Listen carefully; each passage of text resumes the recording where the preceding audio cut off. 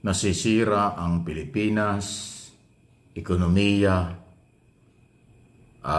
kasama na dyan ang tourism, at marami pang sanang positibo at magandang pagkakataon para sa pangailangan ng mga Pilipino dahil lang sa pamumulitika ng mga Duterte, dahil lang sa politika, dahil lang sa pera na hindi nila may paliwanag kung saan nila ginamit, humantong na ho sa ganitong pagkasira natin na naman sa international community. Alam niyo kung bakit? Kasi continuous, tuloy-tuloy po ang international news na ang sama ng dating dahil po ang pinag-uusapan dito sa Pilipinas ay buhay ng Pangulong Marcos, buhay ng First Lady at buhay ng Speaker of the House na magpinsan yan. Ang Speaker at ang Pangulo ay magpinsang buo na siya pong pinagbabantaan base sa utos ng pangalawang Pangulo. Kaya tayo nasisira. Nasyak ang mundo sa galaw na ito ng kampo ni Sara Duterte. At dahil dyan, muling na-damage, muling kahiya-hiya, muling dinala sa kahihiyan ang ating bansa, ang mga Pilipino sa international community dahil lang sa kanilang mga interes. Hindi lang politika ito. Nabuko kasi na merong mga pera, 612.5 million confidential intelligence fund na hindi malinaw kung saan ginamit. Gumamit ng mga kaduda-dudang acknowledgement receipt.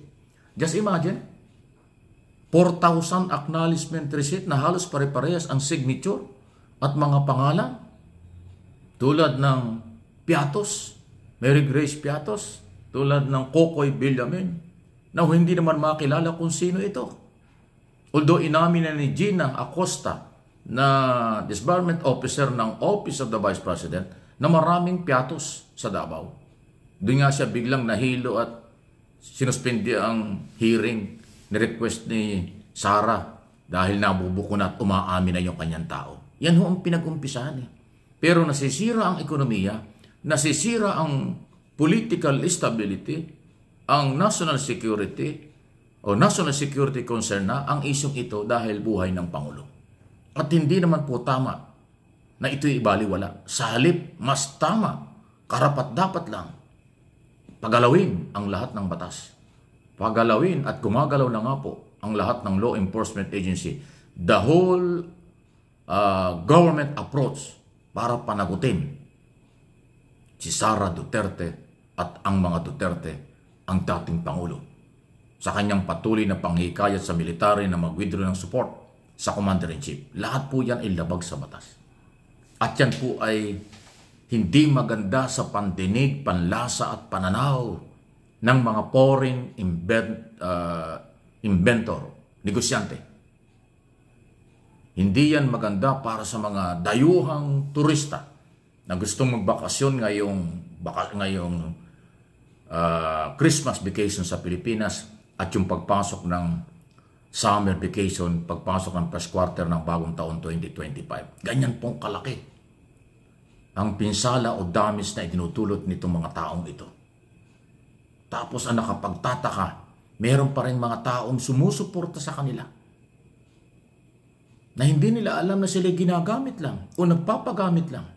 Na hindi nila alam na wala namang mangyayari sa mga pinaglalabang yan dahil sa pera lang ng taong bayan na hindi pa rin may paliwanag. Paano pa kaya kung ibabalik mo sa kapangyarihan sila? Meron na tayong karanasan, 6 na taon na silang naghawak ng gobyerno. Ano bang nangyari? Bumagsak ang ekonomiya natin. Dumami ang utang natin.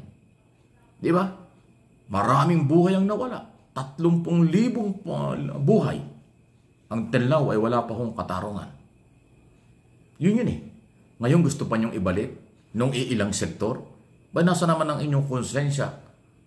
Kung meron kayo nun, sana meron. Dahil buhay ng ating mga anak at mga apo at mga kabataan, kinabukasan nila ang nakataya rito. Kinabukasan ng mga Pilipinong kabataan ang nakataya dyan. Bakit ipamamana natin sa kanila ang masamang galawan? Kailangan ng ipamana sa kabataan at ituro sa kabataan ng magandang asal at magandang gobyerno, pagrespeto sa Philippine law at saka mga sa Philippine authority Pero sa ngayon, ang galaw nila sa personal kong opinion at pananaw, makasariling galawan, gahaman sa kapangyarihan. Paano mo sasamahan yan? Yan ang nakasira. Kaya suportahan natin itong the whole government approach na galaw, pagpapatibay ng ebidensya at pagpapail ng kaso. Sunod-sunod na po ang kaso. Sabihin nyo, bakit di kinakasuhan? Nandiyan na po. Pinadidisbar na, pinatatanggal na ang lisensya sa Korte Suprema. Nagfile na po, 3. Nabanggit ko sa dati kong mga video. Pinakahuli si Secretary Gadon. Nagfile na po ng disbarment against Sara Duterte. Lalo sa mga matinding pagmumura at pagbabanta sa Pangulo. Ang Quezon City Police Department nagfile na ng kaso dahil sa assault na ginawa ng kampo ni Sara Duterte doon sa veterans nung nandun po yung ambulansya ng mga pulis na pinagsisigawan at kung ano pang mga sinabi. Walang respeto sa pulis, uniform at sa mga otoridad. Marami pang iba. At ang pinakamabigat niya po ay yung sedition sa ilalim ng anti-terror law. Yan po yan. Abangan ninyo. Hindi tayo nagmamadali. Lalo na po pag pinangalanan na. Kasi sa ngayon, kilala na po ng mga otoridad kung sino yung inutusan, kinausap at inutusan. May nagsasabi dyan, iba daw yung kinausap ko sa inutusan. Yun na ngayon. Paano mo naman utusan kung hindi mo kinausap? Siyempre, bago mo utusan, kausapin mo muna. Pero kasi nagsasabi, magkaiba yung kausap kaysa inutusan. Natural. Kakausapin ka muna bago ka utusan. Alam nga naman, utusan ka na hindi ka kinakausap. Napaka-babaw naman nun. Palusot yun. So yung pakikipag-usap at pag-uutos ni Sara, ay yun na po, ay hawak na ng NBI, hawak na ng mga otoridad. Kaya nga po, ayaw lang banggitin. Alam na nila ang kinausap at inutusan. Kasama yon sa under surveillance na. Kasama yon sa kakasuhan. Kasama yon sa pananagutin sa mga batas na umiiral sa ating bansa. Rule of law, ang order ng Pangulo. Ipairal ang batas. Bigyan ng due process kahit na ganyan. Ina nga yung ginawa. Kahit na matibay ang ebidensya, sinomon ng NBI si Sara para magpaliwanag, para humarap. Yan ang due process. Yan ang rule of law at due process na gusto ng Pangulo. Pero tandaan nyo, nag-utos na si Pangulong Marcos matapos niyang sabihin hindi niya palalampasin ang mga ginawa at ginagawa ng mga Duterte. Iniutos na ang lahat ng aksyong naaayon sa batas at legal na pamaraan laban sa mag-amang Duterte at mga sumisira sa kanya at sa gobyerno. Abangan po natin.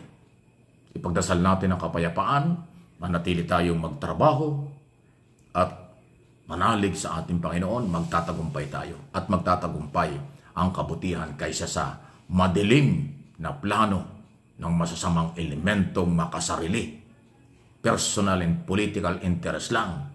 Hindi may paliwanag kung saan dinadala ang pera, pero nag-aambisyong pang mangagaw, maghawak muli ng kapangyarihan. Please like, share, at subscribe sa hindi pa dito sa aking mga channel. Mike Abe Opinions dun sa kabila at ito, MA Pinoy TV.